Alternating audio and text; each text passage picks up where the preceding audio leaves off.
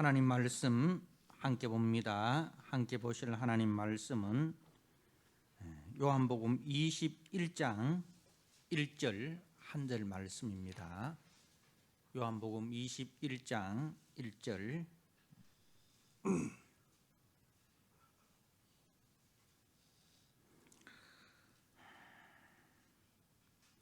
주신 말씀을 봉독드립니다. 그 후에 예수께서 디베랴 호수에서 또 제자들에게 자기를 나타내셨으니 나타내신 일은 이러하니라. 아멘.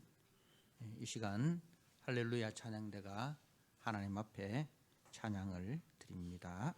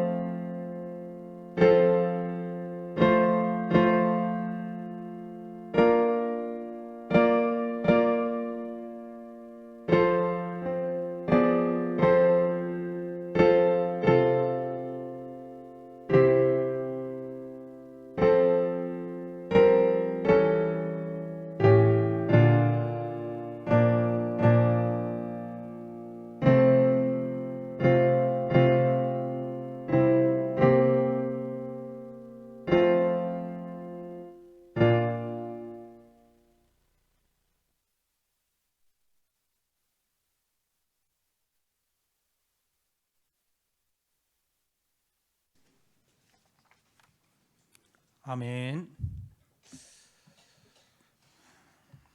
하나님 아버지, 예수 나를 위하여 십자가를 지시고 예수 나를 위하여 그 십자가에서 고난의 그 순잔을 다 마시시고 우리에게 물 한 방울 피 한 방울까지 아낌없이 내어주셔서 우리의 허물과 죄악을 다 사하시고 우리를 거룩하다 복되다 의롭다 그렇게 인정하여 주셔서 그 의로움을 받은 주의 자녀들 주의 백성들이 주님 앞에 이렇게 섰습니다.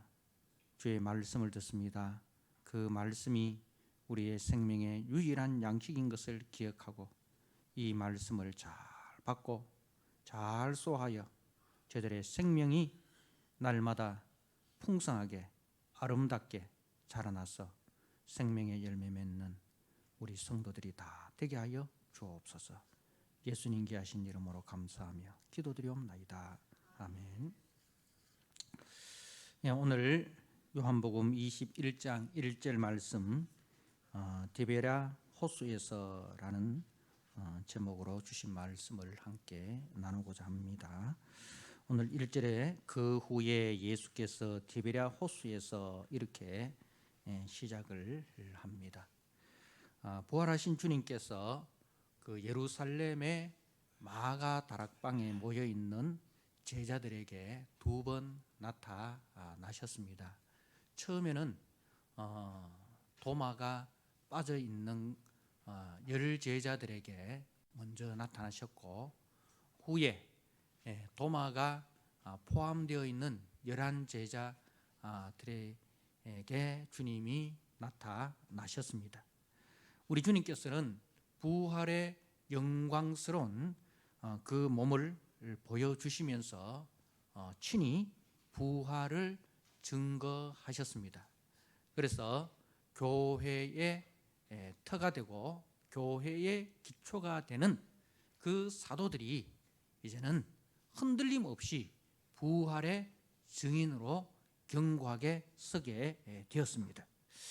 이제 주님의 부활을 의심하는 사도들은 아무도 없었습니다. 자, 이제 주님의 부활을 확신한 저들이 어디로 가야 합니까? 주님께서는 제자들에게 이렇게 말씀을 하십니다. 20장 21절에서 23절에 예수께서 또 이르시되 너희에게 평강이 있을지어다. 아버지께서 나를 보내신 것 같이 나도 너희를 보내노라. 그리고 이 말씀을 하시고 그들을 향하여 숨을 내쉬며 이르시되 성령을 받으라. 너희가 누구의 죄든지 사하면 사하여질 것이요 누구의 죄든지 그대로 두면 그대로 있으리라. 이제 우리 주님께서 부활의 증인된 제자들에게 나도 너희를 보낸다. 아버지께서 나를 보내신 것 같이 나도 너희를 보내노라. 그러시면서 이제 성령을 부어 주십니다. 이 이런 부활의 증인되는 일은 우리의 의지나 우리의 결단과 우리의 결심으로 되는 것이 아니라 성령의 인도하신 가운데 성령의 능력 가운데에서 이루어지는 일이다는 말씀인 거죠. 자, 그리고 이제 너희가 누구의 죄든지 사하면 사하여질 것이고 누구의 죄든지 그대로 두면 그대로 있으리라. 그러니까 이 말은 우리가 죄를 사하는 권세를 받았다는 거예요. 다시 말해서 이것은 화목케 하는 직분을 우리가 받았다는 겁니다. 그죠? 하나님과 원수된 이 세상이 이제는 예수 그리스도께서 화목제물 되심으로써 하나님과 우리 사이에 있는 막힌 그 죄의 담이 무너졌습니다. 이제 이 소식을 전함으로써 그 소식을 듣고 주께로 돌아오는 자들은 주의 백성이 되는 것이고, 그리고 그 소식을 듣고도 여전히 주께로 돌아오지 않는 자들은 죄 아래, 사망 권세 아래 놓여져 있다는 것입니다. 그래서 이 말씀은 두 가지 의미예요. 하나님께로 돌이키는 일, 그리고 그 다음에 형제에게로 돌이키는 일입니다. 화목케 하는 직분이 사람들을 하나님께로 돌이켜서 하나님과 화목하게 하고, 그리고 아버지께서 우리 죄를 사하신 것 같이 우리도 형제의 죄를 사하는 자로 살아가는 거예요. 그래서 예수 믿고 난 이후에 이제 예수 믿기 전에 우리가 담을 쌓았던 사람들, 거리를 두고 관계를 단절하고 했던 그 사람들 속에 들어가서 우리가 낮아지고 섬기고 해서 그 관계를 회복해서, 그래서 우리가 예수 안에서 한 가족으로 세워지는 그 일, 우리는 그 일로 부름을 받았다는 겁니다. 그 일로 부름을 받았다는 겁니다. 사랑하는 성도 여러분, 우리가 부활의 삶을 말하는데 바로 이것이 부활의 삶인 겁니다. 이제 우리가 부활의 새 생명을 입은 자로서 부활의 증인이 되고 부활의 삶을 살아가야 되는데, 부활의 삶이라는 것은 바로 하나님과 화목하고 이웃과 화목하는 것이 부활의 삶이다는 말씀입니다. 자, 이전에는 이스라엘의 변방인 갈릴리 사람으로서 세상 사람들에게 무시와 천대를 받았습니다. 자, 그랬던 사람들이 이제 주님께서 부활하셔서 우리에게 부활의 생명을 주시고 성령을 부어주셨으니 저들이 기대하는 건 뭘까요? 이제는 우리가 저 화려한 예루살렘으로, 그리고 저 화려하고 웅장한 로마로 가서 기득권이 되어 부귀 영화를 누려야 한다. 이것이 저들의 꿈이고 소망인 거예요. 우리가 예수 믿기 전에 지지리도 가난했는데 예수 믿고 난 이후에 하나님으로부터 복받아가지고 이제 우리가 세상 누구보다도 더 떵떵거리면서 살아가야지. 응? 세상 누구보다도 더 높은 곳에 올라가고 더 화려하고 더 아름다운 곳에 올라가서 살아야지. 여러분, 그렇게 생각하십니까?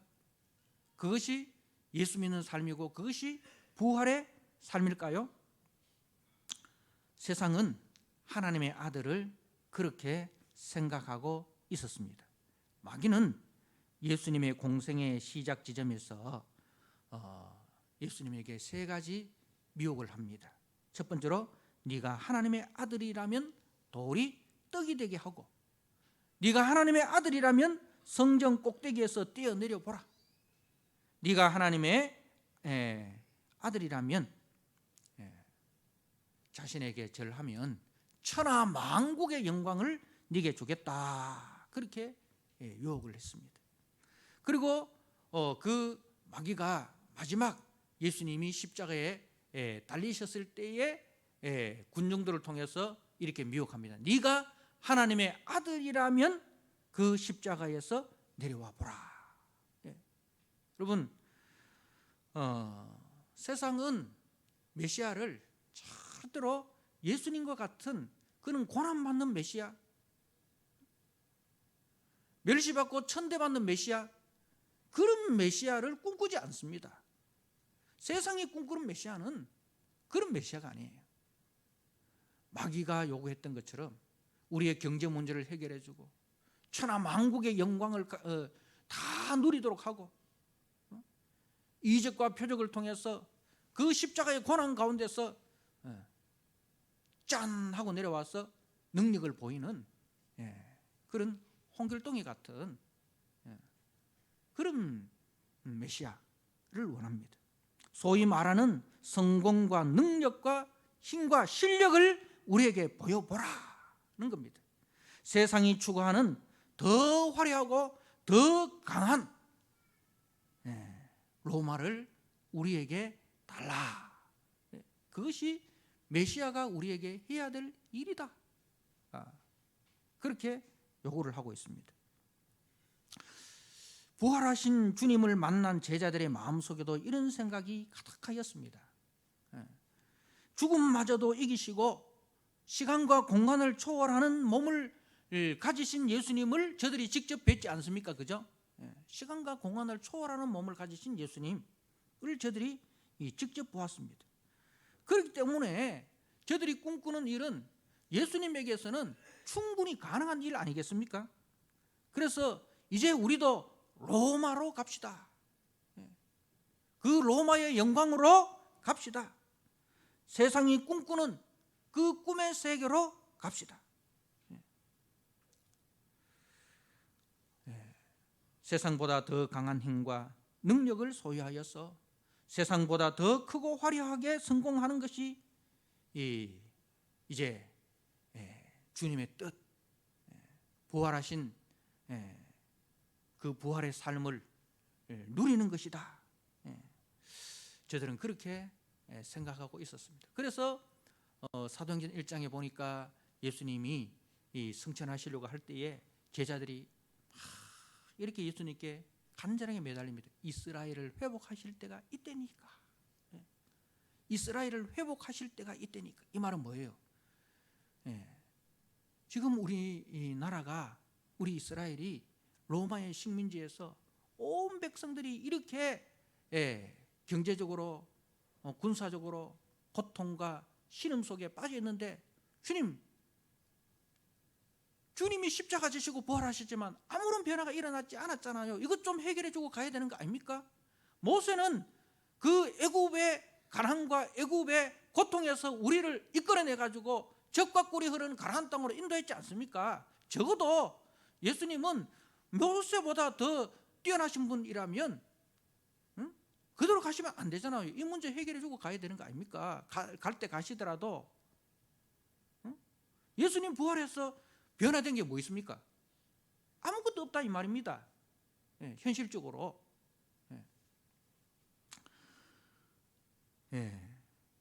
오늘 본문은 주님이 약속하신 대로 갈릴리에 오셨습니다. 21장 1절에 그 후에 예수께서 디베랴 호수에서라고 되어 있습니다. 디베랴 호수는 이제 갈릴리 호수를 이야기를 하는데요. 근데 이 디베랴 호수라고 기록되어 있는 것이 이곳 말고 또 한 곳이 있습니다.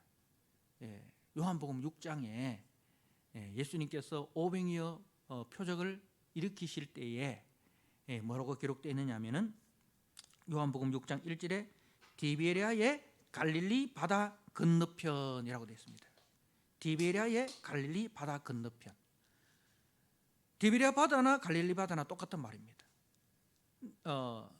그리고 굳이 이 디베랴의 갈릴리 바다라고 하는 것은 이제 이 갈릴리 호수의 서쪽 편, 동쪽 편으로 거기에 디베랴라는 말이 있습니다. 그 옆에 이제 우리가 잘 아는 그 막달라 마리아의 고향인 막달라라는 마을이 있고 그 옆에 이제 그 디베랴라는 도시가 있는데 이 디베랴는 로마 황제인 티베리우스를 기념해서 만든 도시예요. 그러니까 그 주변에 있는 도시들보다 더 화려하고 더 아름답고 더 웅장하게 그렇게 만들어 가지고 로마의 황제인 티베리우스에게 이제 헌정을 하는 거예요. 황제의 이름을 아무 데나 갖다 붙이는 게 아니잖아요. 황제의 그 위상에 걸맞는 걸맞도록 만들어서 황제의 이름을 갖다 붙인단 말입니다. 그래서 이제 그러니까 이것은 의도적인 거예요. 저자가 사도 요한이 의도적으로 이제 디베랴와 갈릴리를 대조시키는 거예요. 자, 오늘 여기서도 디베랴 호수라고 되어 있습니다. 무슨 말씀을 하고 싶은 걸까요? 이제 요한복음 6장에서 예수님의 500여 표적을 보고 사람들이 예수님을 억지로 잡아서 임금 삼으려고 한 거예요. 그죠? 그랬을 때 예수님께서 이제 저들에게 생명의 말씀을 전하십니다. 생명의 말씀을 전하십니다. 그러니 그 생명의 말씀을 듣고 사람들이 어렵도다 하면서 다 떠나가 버렸어요.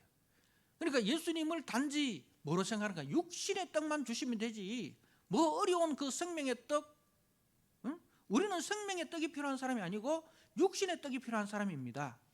응? 그 이야기예요. 우리가 꿈꾸는 것은 우리나라가 해방이 되고 우리나라가 로마보다 더 강한 나라가 되는 것이 우리의 꿈입니다. 그래서 군중들은 예수를 디베라로 상징되는 그 인간의 욕망을 실현시켜주는 메시아로 그렇게 붙들고 싶은 거예요. 우리의 꿈을 실어주는 우리의 그 욕망, 우리의 한을 풀어주는 그 메시아로 이제 모시고 싶은 거예요. 그런데 예수님은 갈릴리로 상징되는 그 인간의 욕망을 십자가에 못 박고 이제 하나님의 거룩한 형상으로 지음받은 새 사람으로 우리 주님은 이끌고자 하는 거예요. 이 두 싸움인 거예요. 군중들은 예수님을 로마로 상징되는 디베리우스 황제로 상징되는 황제의 그 영광으로 이끌어주는 메시아로 붙잡으려고 하고, 예수님은 그 황제의 욕망이 되고자 하는 황제의 도시로 만들고자 하는 그 인간의 욕망, 누구보다 더 뛰어나야 되고 누구보다 더 높아야 되고 누구보다 더 아름다워야 되고 누구보다 더 많이 가져야 되고, 그래서 누구 위에 군림을 해야 그것을 소위 성공이라 하고 그것을 출세로 가는 그 인간의 그 욕망을 십자가에 못 박고, 그리고 하나님께서 원래 지으신 형상, 하나님을 사랑하고 내 이웃을 내 몸같이 사랑하는 하나님께서 원래 지으신 그 인간으로 돌이키려고 하는 이 두 싸움인 거예요. 그래서 주님께서는 너희가 가야 할 곳은 그 디베리아가 아니다, 로마가 아니다, 황제의 영광이 아니다, 갈릴리다. 여러분, 갈릴리는 유대인들에게 있어서 이방으로 취급받던 곳이었습니다. 가난한 어부들의 마을이며 유대인들에게 멸시와 천대를 받던 곳인데요. 자, 우리가 마태복음 4장 말씀을 한번 보시기 바랍니다.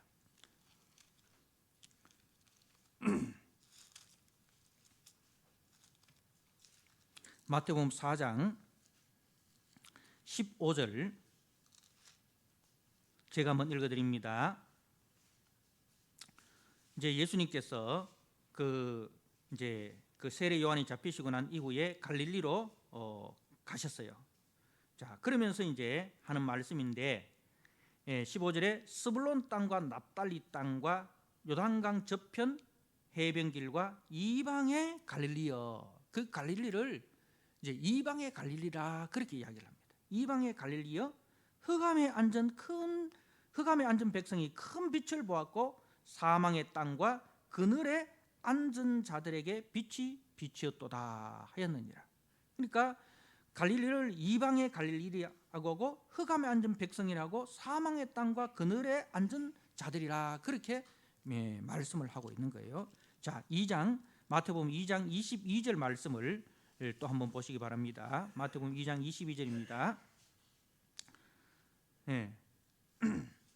그러나 아켈라오가 그의 아버지 헤롯을 이어 유대의 임금됨을 듣고 거기로 가기를 무서워하더니 꿈에 지시하심을 받아 갈릴리 지방으로 떠나가 나사렛이란 동네에 가서 사시니 이는 선지자로 하신 말씀에 나사렛 사람이라 칭하리라 하심을 이루려 하심이라. 나사렛 사람, 예수님께서 갈릴리 나사렛 동네에 이제 계시는 말씀인데요. 그 나사렛이라는 곳이 어떤 곳인지 요한복음을 통해서 다시 한번 보도록 하겠습니다. 요한복음 7장입니다.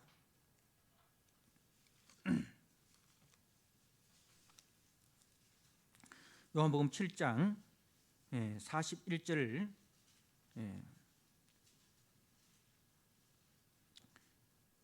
어떤 사람은 그리스도라 하며 어떤 이들은 그리스도가 어찌 갈릴리에서 나오겠느냐. 그리스도가 어찌 갈릴리에서 나오겠느냐. 자, 그리고 52절에 그들이 대답하여 이르되 너도 갈릴리에서 왔느냐? 찾아보라. 갈릴리에서는 선지자가 나지 못하느니라 하였더라. 그러니까 갈릴리라는 이 지역은요, 철저하게 무시당하고 외면당했던 곳입니다. 그래서 그 갈릴리 나사렛은 이제 예수님이 이 땅에 계셨을 때는 그 나사렛이라는 동네는 한 인구 한 300-400 정도의 아주 작은 마을이에요. 그래서 빌립이 나다나엘을 전도할 때에 우리가 메시아를 보았다 했을 때에 나사렛에서 무슨 선한 것이 나오겠느냐. 그렇게 이제 이런 이 갈릴리는 사람들에게 조롱과 멸시와 경멸의 대명사로 불렸던 곳입니다. 예수님은 친히 갈릴리 사람이 되어서 저주의 십자가에 못 박히셨습니다.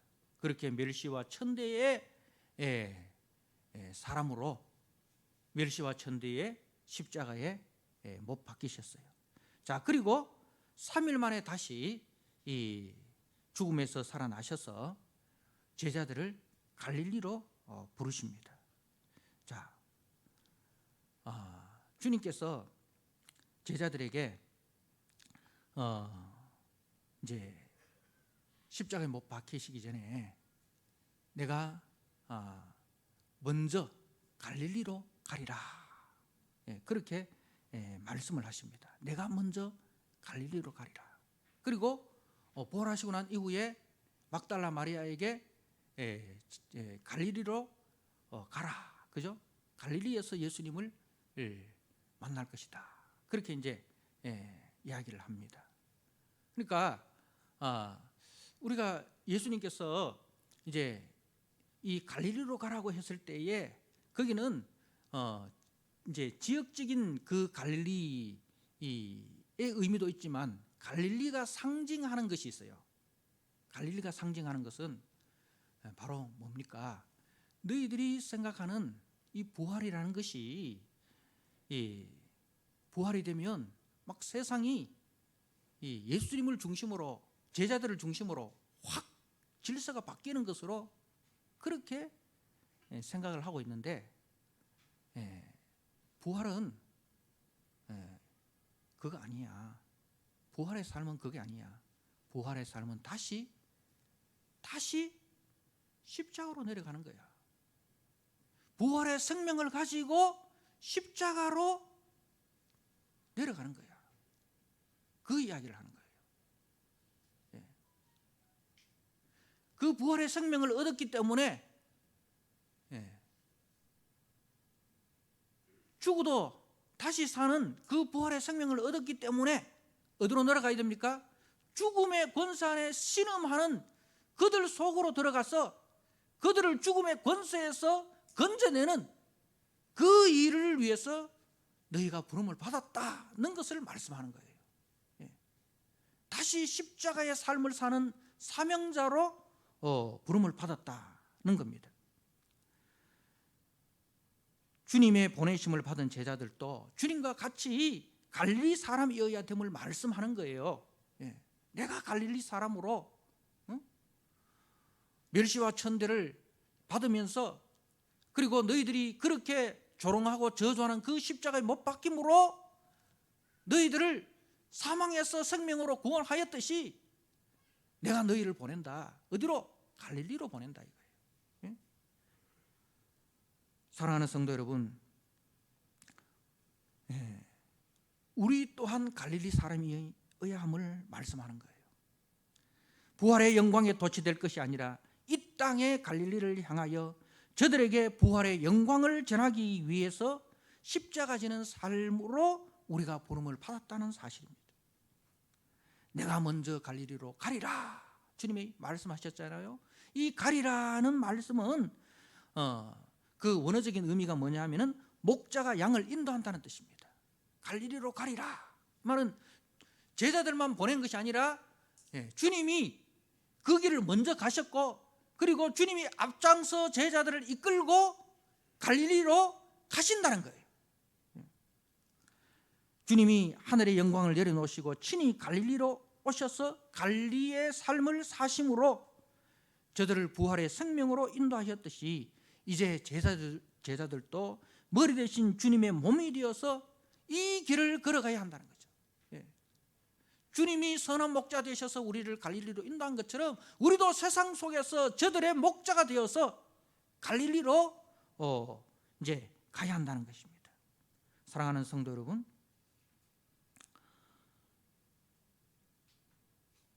우리가 예수 믿고 기대하는 것이 로마의 영광입니까? 예. 디베랴 황제의 영광입니까? 예. 이미 우리는 그 영광을 받은 자들입니다. 부활의 생명을 얻은 자들입니다. 여기에 대한 확신이 있어야 됩니다. 예. 우리는 이미 너희 이름이 하나님의 생명책에 기록되었다. 그 부활의 영광 가운데, 죽어도 다시 사는 가운데 우리는 이미 그 영광을 얻은 자예요. 그래서 바울이 바울 서신을 쓸 때 항상 그 이야기를 하는 거예요. 예. 우리의 이름이 하나님의 생명책에 기록되었고 우리는 예수와 함께 하나님의 영광에 거하고 있다는 것을 말씀을 하고 있습니다. 예. 그래서 현재의 고난은 장차 나타날 영광과 좋게 비교할 수 없다. 왜 우리가 현재 고난 가운데 있어야 됩니까? 예수 믿고 그냥 세상 사람들과 같이 살아가면 고난이 없습니다. 세상과 다르게 살아가기 때문에 고난이 있는 거예요. 세상 사람들은 더 높이 올라가고자 하는데 우리는 더 낮은 곳을 향해서 나의 사랑이 필요하고 나의 도움이 필요하고 나의 어깨가 필요한 사람들을 찾아서 저들에게 나의 어깨를 내어주고 내 손을 내밀어주고 그것이 우리 교회의 삶이고 성도의 삶이라는 거예요. 우리가 직장생활을 하는 것이 진급이 목표가 아니라는 거예요. 빨리 우리가 진급이 되어가지고 5급이 되고 4급이 되고 막 그렇게 올라가는 그것이 목적이 아니라는 거죠. 그 일을 위해서 세상 사람들처럼 아부하고 술자리도 마다하지 않고 가서 먼저 하고 그것이 우리의 목적이 아니라 이 자리가 진급의 자리가 아닐지라도 진급이 되지 못할지라도 이 속에서 십자가의 삶을 사는 것은 과연 뭔가? 부활의 삶을 산다는 것은 과연 뭔가? 예수 제자로서 살아간다는 것이 과연 뭔가?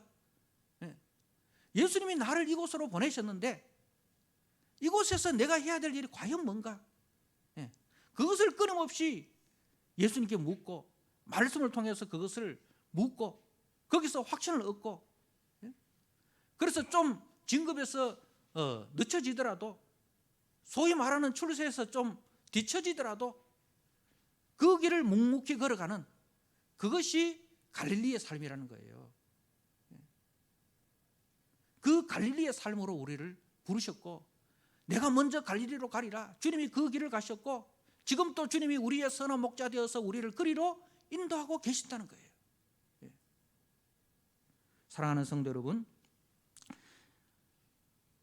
우리가 믿고 기대하는 것은 로마의 영광이 아니라 디베라의 영광이 아니라 주님이 걸어가신 그 갈릴리의 삶이어야 합니다. 부활의 생명을 받은 이후에 더욱 그러하다는 것입니다.